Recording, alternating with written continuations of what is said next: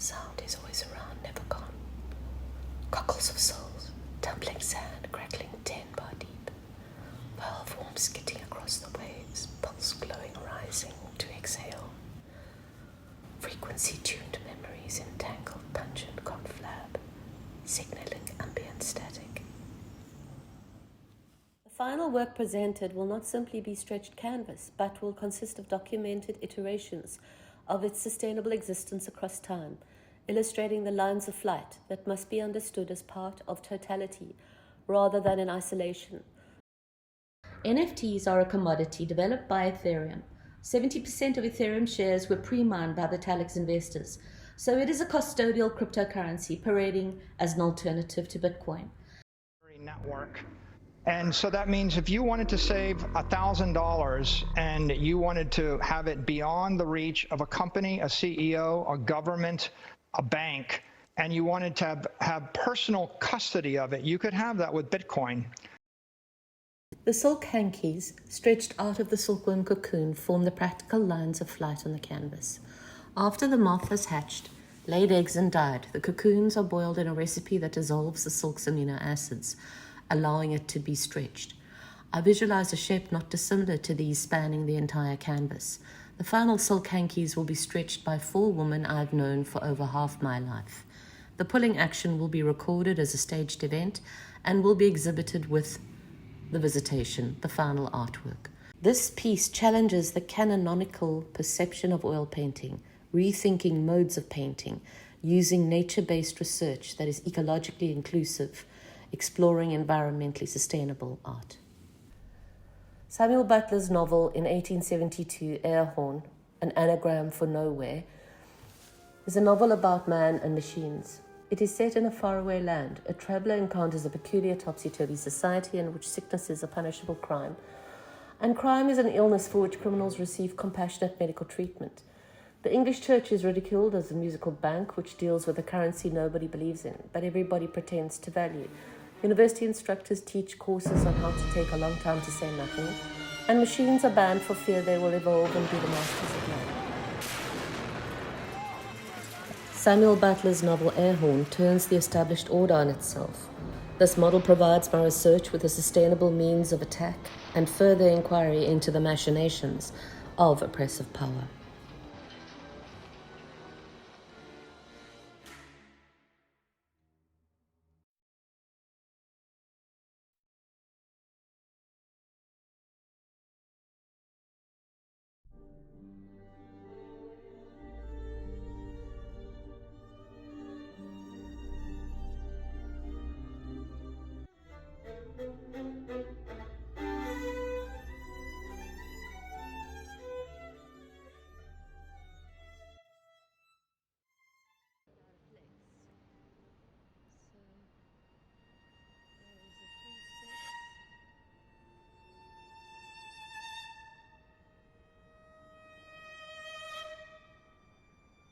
This utopian novel aims at the hypocrisies and absurdities surrounding such hallowed institutions as the family, church, mechanical progress, advances in scientific theory, and legal systems.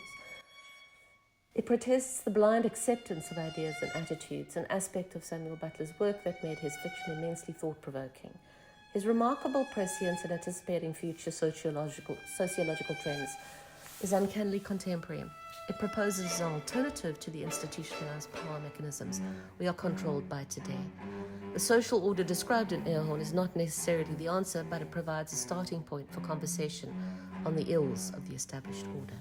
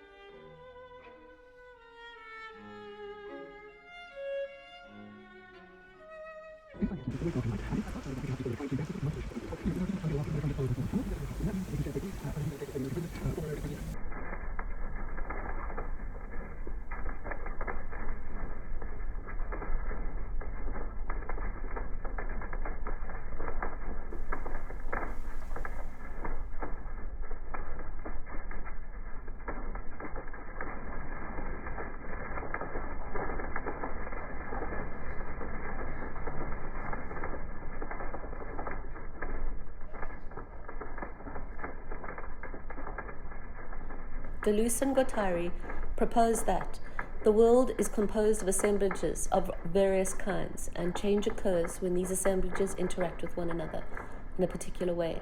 More specifically, assemblages are composed of lines that escape the boundaries of one assemblage and allow it to connect with another assemblage. These are called lines of flight. Sustainability means regeneration, which involves financial care and nurture for self and others, including organic and inorganic matter within our ecosystem. So one of our struggles as a species is that plastic is incredibly useful, but it's also incredibly damaging. Interestingly, if you think about what this is actually made out of, and we've dived back into a notion of the periodic table, this is petroleum, which is in fact dinosaur and plant matter from millions of years ago, that is in fact all gathered from sunlight. So sun shines down